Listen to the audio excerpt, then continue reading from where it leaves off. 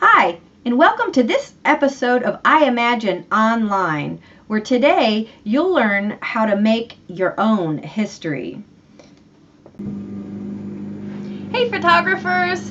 Welcome to another edition of I Imagine Online. Thank you so much for joining us today. I hope that you are finding your way to some kind of normal routine for this non-traditional instruction, hanging out at home while you're in school.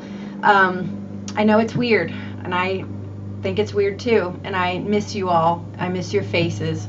Don't ever forget that for teachers, what gives us energy and inspiration is seeing you guys and being with you every day. And so as hard as it is for you to not see your friends, it's really hard for us to not see you. So this is the best that we can do for now. We're going to make the most out of it. And so I am super happy to be with you today. So I have an exciting lesson. Today I was really thinking a lot about how we're really falling into something that's going to be like making the history books. And I really want to put the positive emphasis on this. So let's not think about the scary parts of it, because there are some things you might see on the news or you might hear your parents talking about that kind of scare you. You're safe in your house and there's nothing that you need to worry about.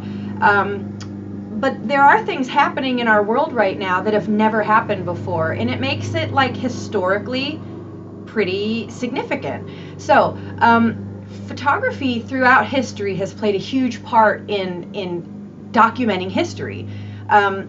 Anything that you read about or see that's happened in the past that was a big deal, like a war or maybe a new president being elected, things like of that nature, or maybe like Olympics, something like that, you see a lot of photographs. A lot of what you learn through looking at photographs.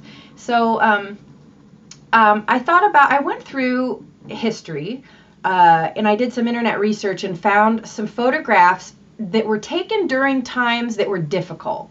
Kind of like right now. It's difficult. We can't go places. We can't go to school. We can't go to soccer practice. You can't, all of your sports stuff have been canceled. If you do archery or if you're whatever it is that you might be into that involves going outside, you can't do it right now. Thankfully, we have spring weather, so we have the sun shining today, and that really helps a lot. But it's weird. It's hard to be not able to do what you want to do. And so what I looked at were things in history that have happened that were significant in a way that's not so happy, and looked for photographers that documented the hope and the joy that occurred even in those times that were tough. So two things that I looked at, well, one theme is economic depression. So I found two photographers that I want to introduce you to that really did a great job of depicting, yes, things are tough, but even in tough times, we can make the most out of it. And so that's really the theme I want to follow today is, what do you have control over? How can you show it in a photograph to show the beauty or the things that are happening that are good, even in this time when you can't do what you want to do? So I'm going to switch now to my computer screen, and I want to introduce you to two photographers and some of their photographs, and then give you your photography challenge for the day. Okay, so let's get started. So I'm going to switch over to my screen. Okay, was not able to find, these first few photographs were taken in Rio de Janeiro, Brazil during an economic depression. So a time when suddenly people lost their jobs and a lot of people went from having money to not having money. Okay, I don't, well, anyway, so here's a few photos in the beginning here, and I'm not sure who the photographer was that took them. Okay, actually.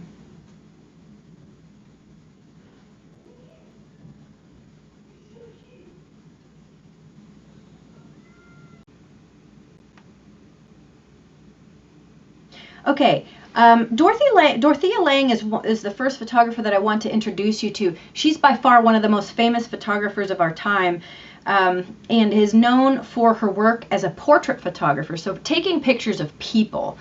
She's done work as a portrait photographer, but also as a documentary photographer, but her real passion is the way that she depicts people and their emotions in different contexts. It's not just taking a picture of someone. It's kind of she takes a picture that gives you a glimpse of the subject's soul. It's way more than just a picture. A quote from Dorothea Lange is, "A camera is a tool for learning how to see without a camera." So that might sound kind of confusing to you. Like, what do you mean, a camera without a camera? Well, what she means by this is, if you can see through her lens, a camera helps you to see the world through a different lens. Like, you can control it and see it in a different way. And so if you look at photographs that other people have taken, you start to see through their lens. And so it helps you to like broaden your horizons and to see things from different perspectives that are not your own. And it helps you just to understand the world and understand people better. I thought that was a really, really deep, meaningful quote. Okay, so Dorothea Lange worked as a documentary photographer during the Great Depression.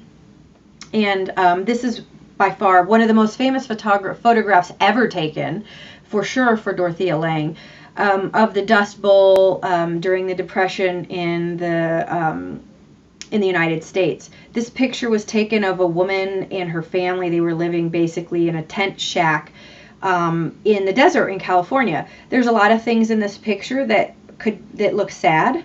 There are. But Dorothea Lange had this way. It wasn't just the picture of the person, but it was how she took the picture of the person. She pulled beauty out of this in a time when no one was seeing beauty. No one thought of this as a time to see beauty. And she did, and that's part of what makes this photograph so significant. The way that the light is touching on this woman's face, and in the way that she really is weathered looking. This woman was only 30 years old when the picture was taken, but Dorothea Lange was convinced and determined to pull the beauty, to make sure that you still see the beauty in this woman, even though she's struggling more than she probably ever has in her life. In the way that the light hits her, really, it depicts beauty. Okay, so that's what part of what makes this photograph so exceptional. Other pictures by Dorothea Lange. This one, again, during a time, especially for African American people, was such a struggle. And this young lady is sitting on a porch. The sun's shining, and it reminds me of maybe kind of like the kind of day we're having today. It's sunny out. I'm looking forward to sitting outside and enjoying some of the weather. It's one of the few things that we can do right now to like get a little bit of a change of scenery. And I wonder if that might be kind of the same thing that's happening in this picture. But either way, the way that Dorothea Lange framed this girl within these ropes really helps to bring your eye together right to the subject, which is this girl. It really helps to tell a story. When I look at her, she's kind of gazing off, just like the first picture that we just looked at. She's looking off into the distance. Maybe she's thinking about a better time. Things will get better. They're not great now, but they will get better. That's a feeling of hope, and that's really kind of the emotion that I come to, that's drawn out of me when I look at it. Okay, this one was taken also during the Dust Bowl in California. And so you can look at this picture and think about the shack that these people are looking in. I mean, this is a really scary time for them. But this family just grew. This looks like a father holding his newborn child, and he's got his foot up on the bumper of his car. This is a pose it's a feeling, it's an event that happens in your life. It doesn't matter if you're rich or poor. It doesn't matter who you are or where you come from. It happens to humans, and it's beautiful, and it's joy and happiness and hope, even when you're living in a shack in the desert with nothing. And so that's really was part of Dorothea Lange's, that was really she wanted to pull that out of this. So there is hope in struggle. This one I really, really like too. These two little boys, during a time when people that are of Asian descent were not always treated so well in the United States. And here's two boys that are much too young to understand politics or war or racism or you look differently than me. They're little kids, and all they care about is whatever party that they're at, maybe birthday party or something, and they're happy and they're goofing around. They have a lens of innocence.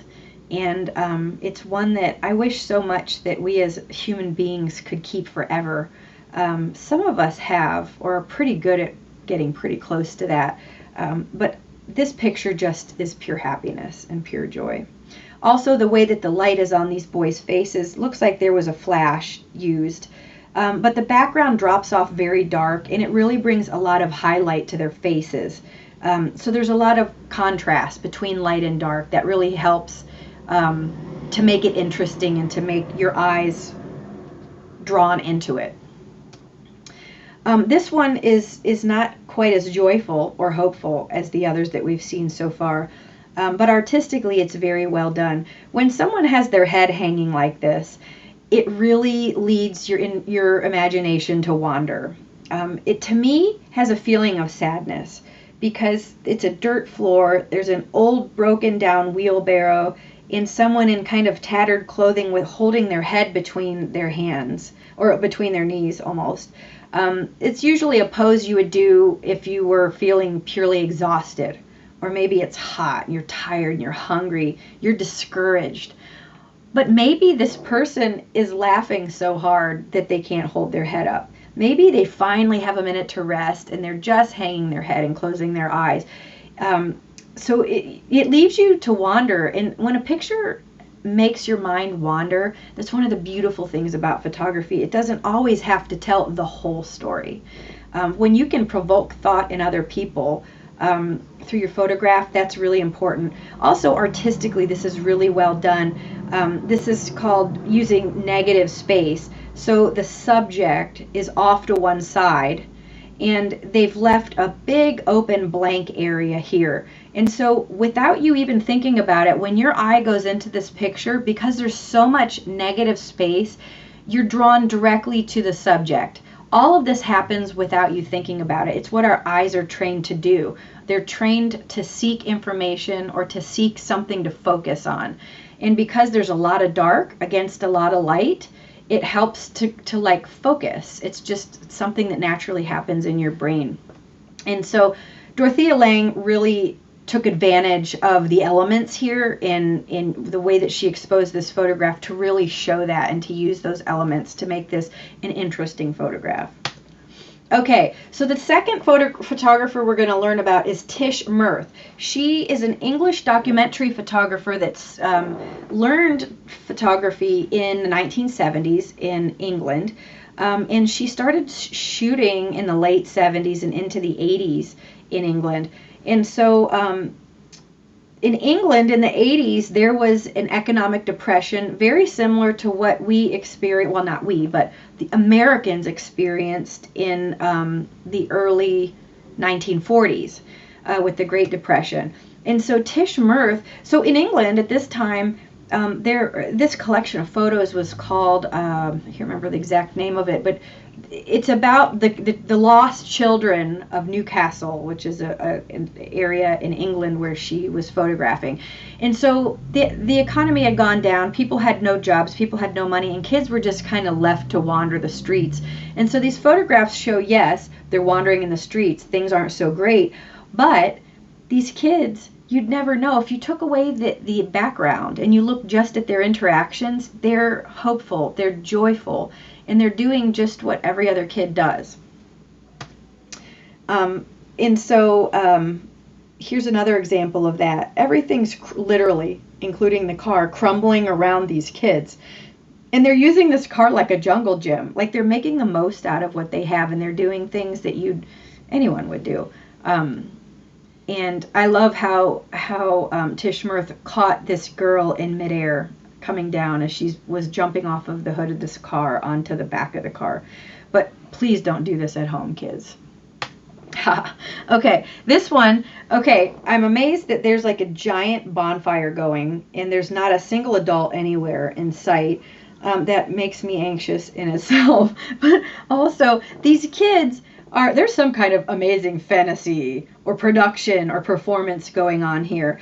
And maybe this girl is like pretending that she has has a baton of fire like you see people do in the circus. Or she's like a wizard or something like that. But again, economic depression. These kids are doing what kids do. There's hope and there's joy in their life. And this one I absolutely love.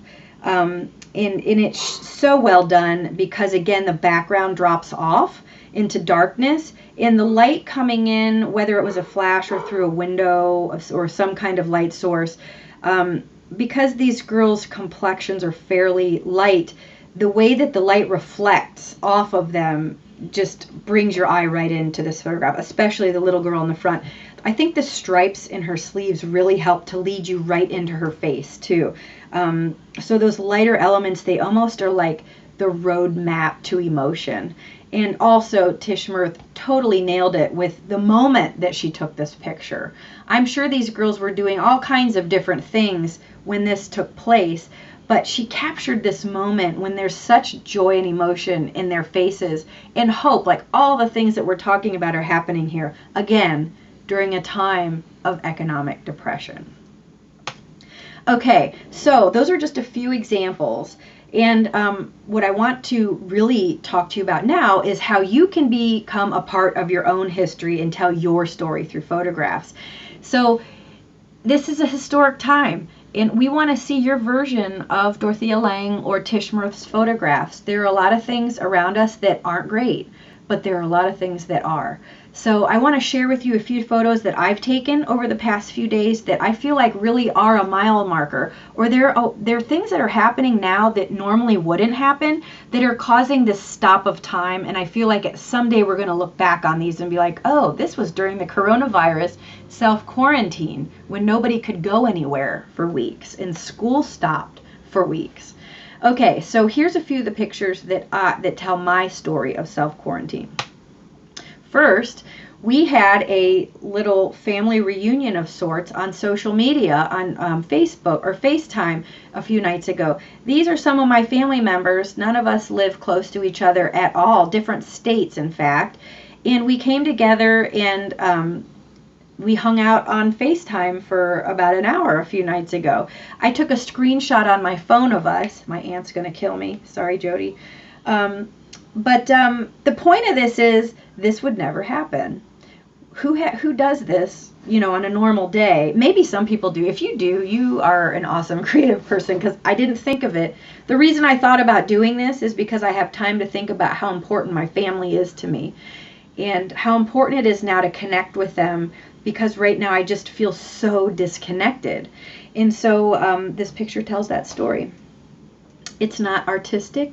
There's nothing fancy about this. This is a moment in my history, and it's important to me. And so as you go about taking pictures of your history, they don't have to be artistic. That is not the point of this. And a lot of documentary photographers, of course, they're trying to do the best work that they can artistically, but what's first priority is the moment. And so this, I had time to be a little bit more artistic because it was a picture of my daughter reading a book, and she wasn't moving around a lot. But this tells a story of, this was the first day of non-traditional instruction of her doing her homework at home, or her schoolwork from home. She'd just gotten off an online lecture for high school and was working on a reading project. And it was just weird. Like, I was at home working and my kids are at school, but they're at home. It was strange for all of us. I know you guys can all relate to this. This is another picture that tells the story of self-quarantine at my house. This definitely tells a story of self-quarantine. I can tell you, I don't think my husband and son have ever baked cookies from scratch together. And maybe they have, and I just wasn't around for it. But this is definitely something that doesn't happen very often. We all had a sweet tooth after dinner. There's nothing sweet to eat. We're really trying to limit our trips to the grocery store. We can't go through McDonald's to get an ice cream cone. And so we decided to find a scratch recipe for chocolate chip cookies, and here you have it. So again, this is a mile marker of what it looks like in my house during self-quarantine. Now, this last one is kind of artistic, and I'm pretty proud of it too. It's a picture of our coat rack stand in our the front entrance of our house. I was using my film camera and just messing around. I was challenging myself with, I want to find things that are artistic in my house that I've never noticed before. I can't go anywhere, so let's make the most of the situation. So I was walking around and I noticed the wood carvings in this coat rack stand, and I was like, wow, if you flip this upside down, this kind of looks like a falcon or some kind of a whimsical bird character with eyes that doesn't look so happy. And so when I took the picture, I made it dark on purpose. It was a perfectly bright sunny day when I took this. I just kind of changed the exposure to make it look darker. And again, kind of like Dorothea Lange's pictures, this character looks like he's looking into a better time. Sorry about that pop-up. Looking forward to a time that's better than today. That was really like the way that I was feeling on this day. It was one of those rainy, icky days when we were stuck inside and couldn't even go outside because in our yard because it was raining. So anyway, okay, let me switch back to our screen now. Okay, so your photography challenge for today is to take a picture that tells your story of self-quarantine during the coronavirus. I want to see your story that has hope and joy, where you're making the most out of a situation that is not exactly what we wish that it would be. So please do that. And know this, I've talked a lot about send me your pictures and we're going to share them and post them. I didn't think about this. For a lot of you guys, social media is scary. Like, you don't want to share your things. Some of you aren't even involved in social media, or your parents don't want you to be involved in social media, and I totally respect that. Photographers like Tish Mirth and Dorothea Lange were very, very private people. In fact, Dorothea Lange's work, she didn't even attach her name to it for a long time early in her career. She worked anonymously because she was just very private. I respect that a lot of you are also. And so from now on, any pictures you share with me, you can email them to my address you can see below here.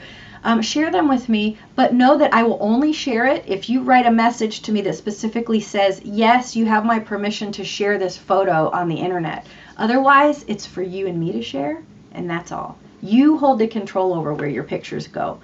But I want you to know that I'm so proud of your pictures. In my heart, I want the world to see them. And my goal is to get you feeling confident enough that you do too.